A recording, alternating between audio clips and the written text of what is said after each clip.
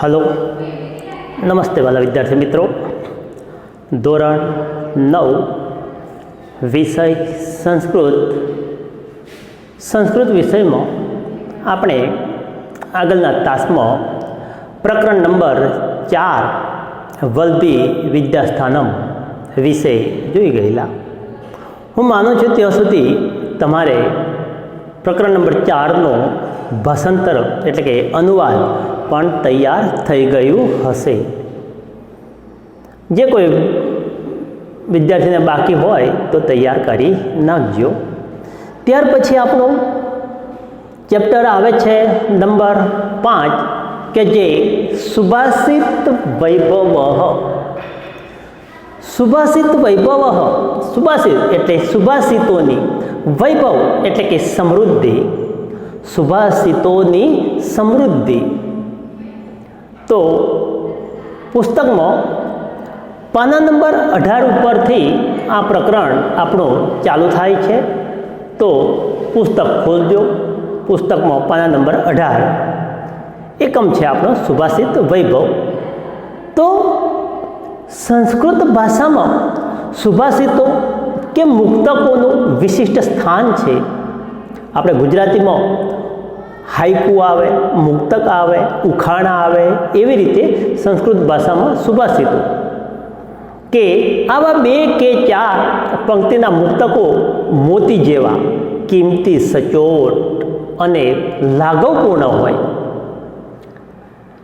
કોઈ ઉત્તમ વિચારને સુચારુ ઢબે, યાદ રાખજો, કોઈ ઉત્તમ વિચારને સુચારુ ઢબે રજૂ કરવામાં આવે છે.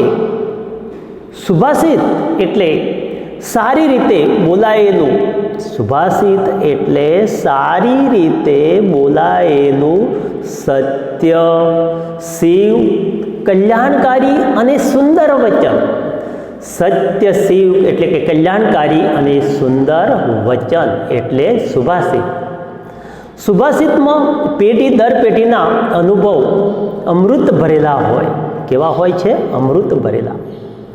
જેમ મધ સાથે કડવું ઓસડ પાઈ દેવાય, તેમ આવા સુભાષિતો દ્વારા ઉપદેશ, બોધ, પ્રશંસા, ઉપાલમ, વ્યવહાર જ્ઞાન વગેરે સુગમ રીતે આપી શકાય છે.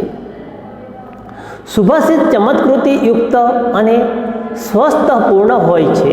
કેવો? ચમત્કૃતિયુક્ત અને સ્વસ્થપૂર્ણ હોય. સુભાષિતના રસનો આનંદ અલૌકિક હોય છે. એટલે જ કહેવાયું છે કે સંસ્કૃતમાં દ્રાક્ષામાલમુખી જાતા શર્કરા ચાસ્મતામ ગતા સુભાષિત રસમ દ્રષ્ટવા સુધાભિતા દીવમ ગતા. એનો અર્થ એવો થાય છે કે સુભાષિત રસની મધુરતા જોઈને દ્રાક્ષનું મુખ મલિન થઈ ગયું. કે સુભાષિત રસની મધુરતા જોઈને દ્રાક્ષનું મુખ મલિન થઈ ગયું. સાકર પથ્થર બની ગઈ અને અમૃત ભયભીત થઈને સ્વર્ગે ચાલ્યું ગયું. તો અહીં સુભાષિત વૈભવમાં સુભાષિત રત્ન ભાંડાગાર તથા અન્ય ગ્રંથમાંથી વિવિધ વિષયના કેટલાક સુભાષિતો અહીં આપણા સુભાષિત વૈભવમાં આપવામાં આવેલા છે. તે અહીં પસંદ કરેલા સુભાષિતોમાં કોઈ એક વિભક્તિના પ્રયોગનો જોઈ શકાય. આવા વિભક્તિ પ્રયોગો એક તરફ સંસ્કૃત ભાષા શીખવા માટે ઉપયોગી થઈ પડશે. કેટલી વિભક્તિઓ છે? આમ જોઈએ તો 7 અને આમ જોઈએ તો 8. પ્રથમા, દ્વિતીયા, તૃતીયા, ચતુર્થી, પંચમી, ષષ્ઠી, સપ્તમી અને જે 8મી છે એ સંબોધન કહેવાય. શું કહેવાય છે? સંબોધન. તો બીજી તરફ સુભાષિતમાં ઉપસેલા પાઠકના ગુણ, ચલાયમાન જગતમાં કીર્તિની ચિરંજીવિતા, સર્વ પાપોનું મૂળ, લોભ, સ્વજન કે સાચા મિત્રની પરખ, તેમજ સજ્જન અને દુર્જનની લાક્ષણિકતાઓ જેવી બાબતોનો આકારિત કરી આપીને આ સુભાષિત પાઠકને વ્યક્તિત્વને ઉજ્જવળ અને સચ્ચરિત્રયુક્ત બનાવવા માટે પર્યાપ્ત પ્રેરણા આપશે.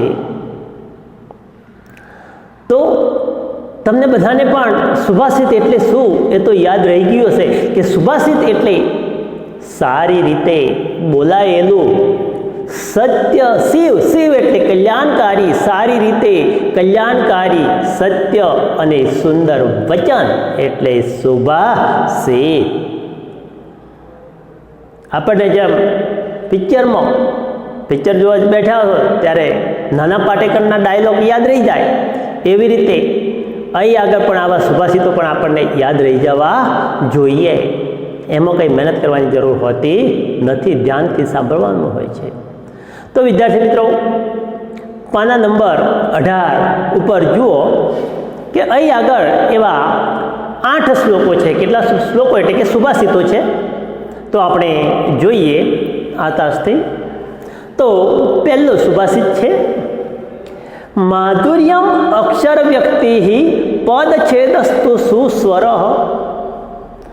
ધૈર્યમ લય સમર્થ ચ સેડતે પાઠકા ગુણા. તો એનો શબ્દાર્થ સાથે આપણે ભાષાંતર જોઈએ કે માધુર્યમ એટલે મધુરતા.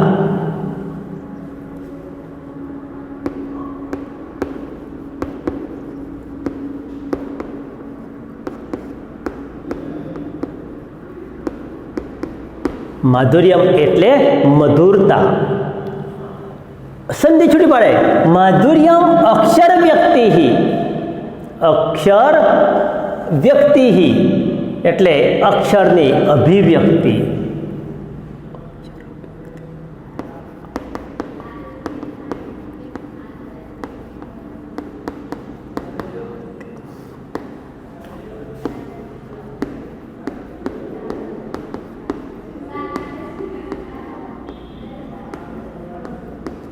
અક્ષરની અભિવ્યક્તિ. પદછેદસ્તુ પદોનું વિભાજન.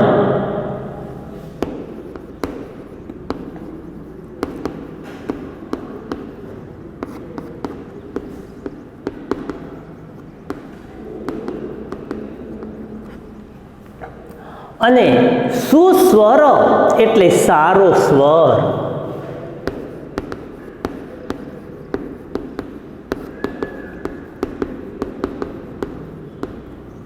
સારો સ્વર કે માધુર્યમ અક્ષર વ્યક્તિ પદછેદસ્તુ સુસ્વર. મધુરતા, માધુર્યમ એટલે મધુરતા. અભિવ્યક્તિ અક્ષરની અભિવ્યક્તિ. પદછેદસ્તુ પદોનું વિભાજન. સુસ્વર એટલે સારો સ્વર કે મધુરતા, અક્ષરની અભિવ્યક્તિ, પદોનું વિભાજન, સારો સ્વર. ધૈર્યમ એટલે ધીરજ.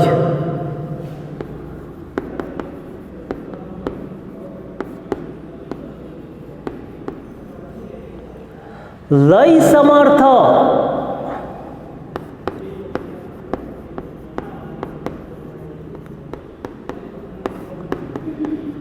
એટલે લય. ચ એટલે અને. સડેતે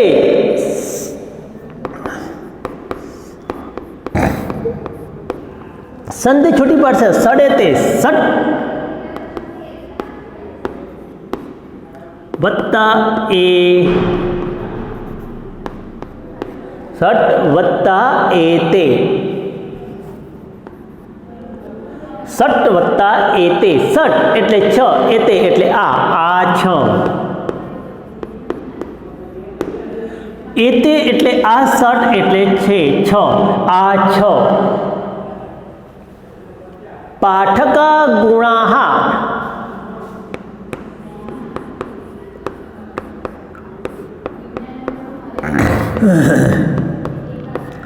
પાઠકા ગુણા એટલે વાચકના ગુણો.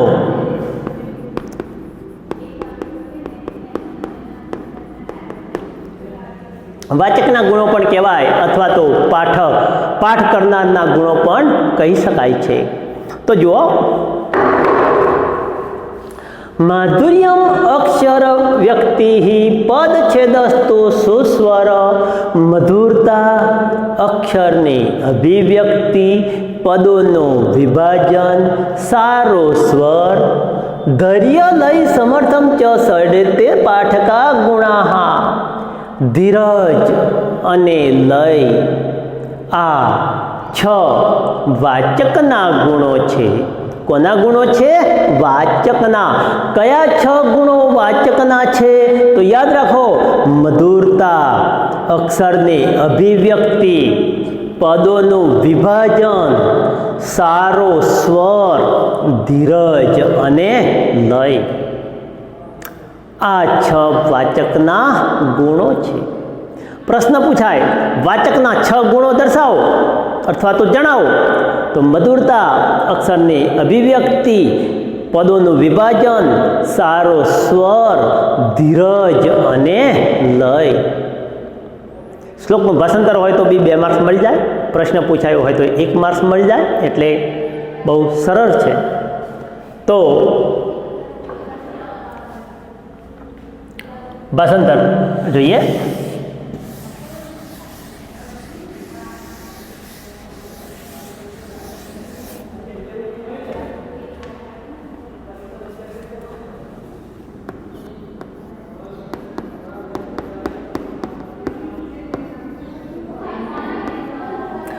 माधुर्यम अक्षर अभिव्यक्ति पदच्छेद तो सुस्वर मधुरता अक्षरनी अभिव्यक्ति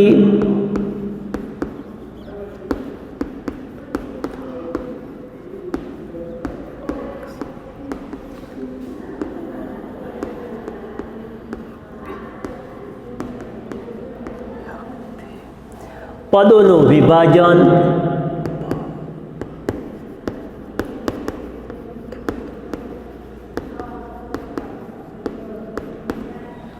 सारो स्वर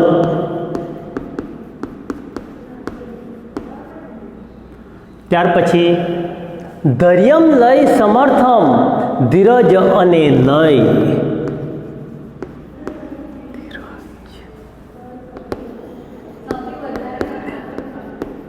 धीरज अने लय च सेडे ते पाठका गुणा। आ 6 वाचकना गुणो छे।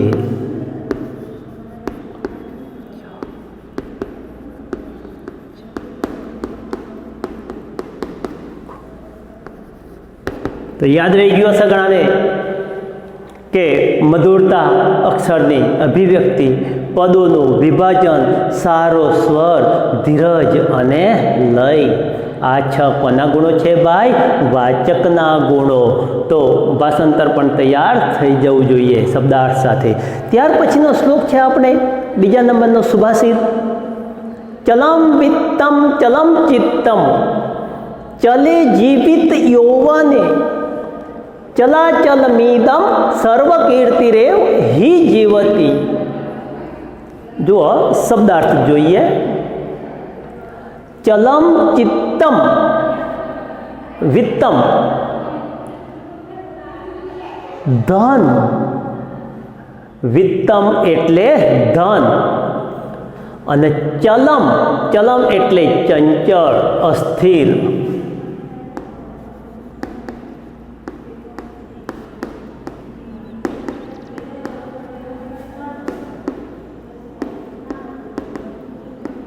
चंचल अथवा तो अस्थिर। वित्तम, वित्तम एटले धन, पैसो।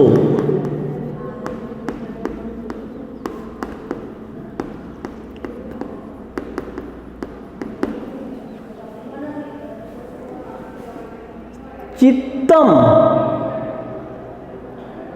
एटले शुं थशे? चंचल मन। चित्तम एटले मन।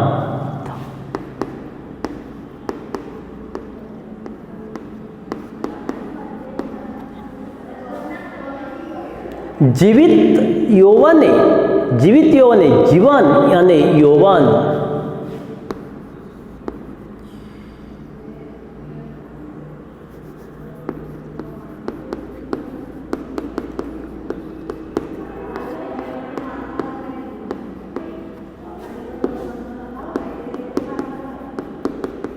જીવન અને યૌવન. ચલાચલ, ચલાચલ એટલે આવજા કરનારું.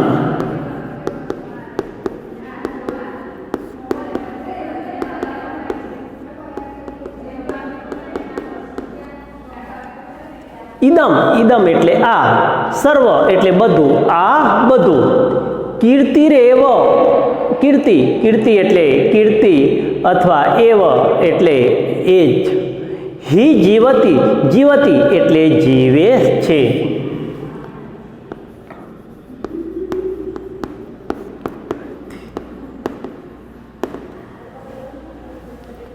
કે ચલમ ચિત્તમ ચલમ ચલમ વિત્તમ ચલમ ચિત્તમ ચલે જીવિત યૌવને.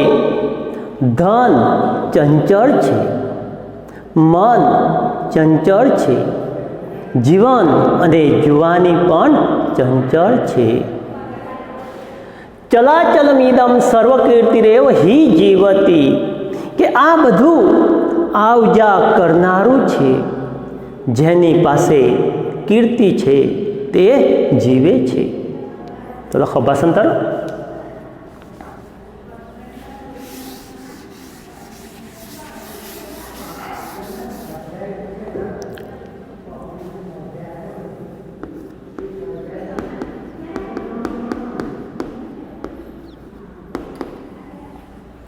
ચલમ વિત્તમ ચલમ ચિત્તમ ચલે જીવિત યૌવને. ધન ચંચળ છે, મન ચંચળ છે.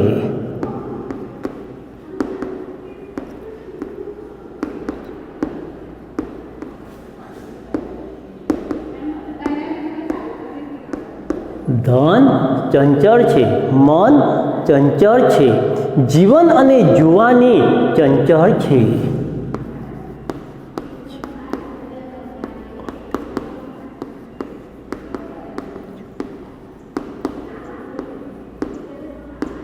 જીવન અને જુવાની ચંચળ છે. આ બધું આવજા કરનારું છે.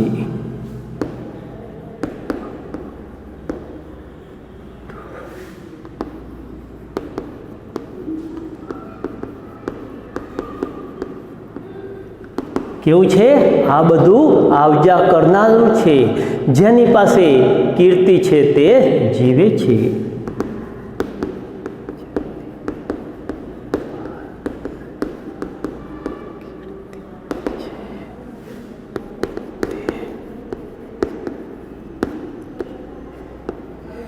જેની પાસે કીર્તિ છે તે જીવે છે. તો વિદ્યાર્થી મિત્રો, ફરી એકવાર બંને સુભાષિતોનું ભાષાંતર જોઈ લઈએ. કે માધુર્યમ અક્ષર વ્યક્તિ અભિવ્યક્તિ પદ છેદસ્તુ સુખ સ્વર ધૈર્યમ લય સમર્થમ ચ સેડતે પાઠકા ગુણાહા. મધુરતા, અક્ષરની અભિવ્યક્તિ, પદોનું વિભાજન, સારો સ્વર, ધીરજ અને લય, આ 6 વાચકના ગુણો છે. બીજો સુભાષિત. ચલમ વિત્તમ ચલમ ચિત્તમ ચલે જીવિત યૌવને. ચલાચલમ ઈદમ સર્વકીર્તિરેવ હિ જીવતી. ધન ચંચળ છે, મન ચંચળ છે, જીવન અને જુવાની ચંચળ છે. આ બધું આવજા કરનારું છે. જેની પાસે કીર્તિ છે તે જીવે છે. તો વિદ્યાર્થી મિત્રો, આ 2 શ્લોકોનું ભાષાંતર તમે તૈયાર કરી નાખજો. બરાબર. ભાષાંતરની સાથે સાથે થોડા શબ્દાર્થ પણ આપણે તૈયાર કરવાના છે. કારણ કે 9મા ધોરણમાં પરીક્ષામાં સંસ્કૃત શબ્દનું ગુજરાતી અને ગુજરાતીનો સંસ્કૃત પણ પૂછાય છે. હવે આપણે જે બીજો શ્લોક લીધો છે કે ચલમ વિત્તમ ચલમ ચિત્તમ ચલે જીવિતી યૌવને. ચલમ ઈદમ સર્વ કીર્તિ હિ જીવતી. કે આ શ્લોક ભાષાંતર કરી અને એક અર્થ વિસ્તાર તરીકે પણ પૂછાય છે. તો થોડી એના વિશે આપણે જોઈ લઈએ ચર્ચા. અર્થ વિસ્તાર કે કવિ આ સુભાષિતની અંદર કીર્તિને જ મહત્ત્વ ગણે છે. જે માણસ સુકર્મો એટલે કે સારા કર્મો કરી, દાન પુણ્ય કરી, કીર્તિની કમાણી કરી છે, તે માણસ જ સાચા અર્થમાં જીવે છે, અમરત્વ પામે છે. જ્યારે કવિ જણાવે છે કે ધન, મન, જીવન અને યૌવન ચંચળ હોય છે, અસ્થિર છે. ધન, મન, જીવન અને યૌવન ચંચળ અસ્થિર છે એટલે તે બધાનું કોઈ મહત્ત્વ નથી. ધનવાન માણસ પણ ક્યારે નિર્ધન બની જાય છે, કરોડપતિ ક્યારે રોડપતિ બની જાય છે, તે કહી શકાતું નથી. આ પ્રમાણે માનવીનું મન પણ ક્યારેક કોઈક એક બાબત પર વિચાર પર સ્થિર રહી શકતું નથી. તે જ રીતે જુવાની પણ હંમેશા રહેતી નથી. શૈશવ, યૌવન અને ત્યારબાદ ગળપણનો તબક્કો આવે છે. તેમજ જીવન પણ સ્થાયી નથી. આપણું જીવન પણ સ્થાયી નથી. જે જન્મે છે તેનું મૃત્યુ નિશ્ચિત જ છે, નક્કી જ છે. તેથી મનુષ્ય પોતાના સત્કાર્યો વડે હંમેશના માટે કીર્તિ અને યશ મેળવવાનો પ્રયાસ કરવો એ જ ઉત્તમ ધર્મ છે. કેમ કે કહેવાયું છે કે નામ રહંતા ઠાકરા, નાણા નવ રહન, કીર્તિ કેરા કોટડા, પાડ્યા નવ પંડિત.